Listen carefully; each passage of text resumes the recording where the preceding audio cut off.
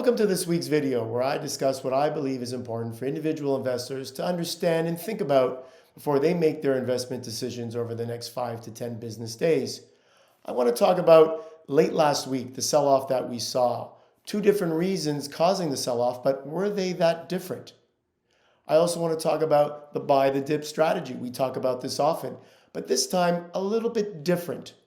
And lastly, oil. Price of oil is now over $90 a barrel. Is this time to buy oil if you haven't purchased it already? Stay tuned. Late last week, we saw a lot of selling pressure come into the markets. I was asked, where is this selling pressure coming from? Are individual investors really selling out of their positions?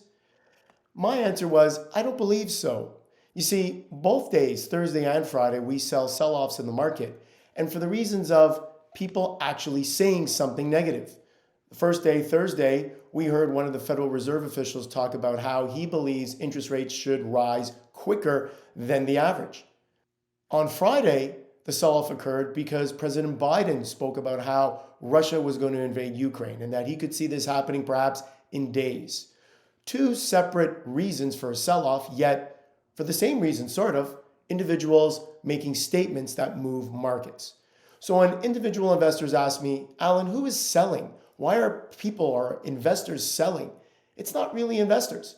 For me personally, I didn't even realize the Fed official had said anything, and yet the stock market dropped 300-400 points in a matter of minutes.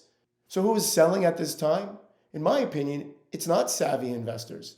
These investors are seeking the advice of individual investment advisors, and hopefully those advisors are giving them good advice, perhaps picking up things on the cheap. It is these algorithms, these computer programs that, in my opinion, are the culprits and doing all the selling at this time. Buying the dips in the market. We speak about this all the time. And for the longest time, I've always said, you buy the dips while interest rates remain low.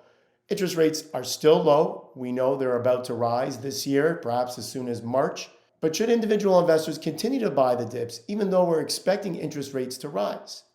I believe the answer is yes, except with one caveat. I think you need to be a lot more strict in the companies you choose. You see, not all companies that have fallen recently, in my opinion, are worth buying. We've seen companies fall due to different reasons. So when you look at a company and say, well, it's fallen 25%, 30%, 15% from the recent highs, I think you need to understand why. So in my opinion, I believe individual investors need to do their homework. They need to seek the advice of an investment advisor to help them do this homework, to help them do the research, to figure out, does this investment make sense? Is the story behind the company still intact to make a buy? That is what we all try to figure out as investment advisors and as individual investors. The price of oil has gone up by quite a bit over the last few weeks, something I did not expect, to be totally honest. I think there are a number of factors that have led to the price of oil being where it is today. And some of those factors actually, if they were to change a little bit, I think the price of oil could fall significantly. Ukraine, Russia. I believe the conflict between those two countries, in my opinion, has been one of the reasons why we've seen the price of oil and natural gas go up as much as it has. We've also seen production not meet the demand. We've seen a lot of countries slow down some of their production, not putting as much supply onto the world markets. And that too has caused the price of oil to rise over the last year or so. Do I think the price of oil could reach over 100? Well, I think that's going to depend on a few factors. One, obviously the geopolitical factors. Two, will OPEC continue to progress? Will they continue to increase supply onto the market? They've talked about 400,000 barrels a day increase over the next few months and continue to increase going forward.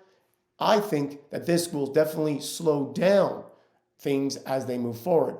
But overall, as we see this world reopen again, we're seeing it in North America, we're seeing people travel more, we're seeing people spend more, move around more. The demand for oil and oil products is going to remain high. I think if countries like the United States, Canada, Russia, and the OPEC nations, I think if they continue to progress and continue to produce more and more, I'm hopeful we can see the price of oil fall. And I say hopeful because that will also help with inflation and also prevent us from raising interest rates perhaps a little quicker than we need to. So going forward, look for the price of oil to stabilize around these levels. I think if the Ukraine-Russian situation comes to a positive ending, I think we could see the price of oil fall significantly in the short term. And over the long term, I think it should hover in the $70 to $80 range.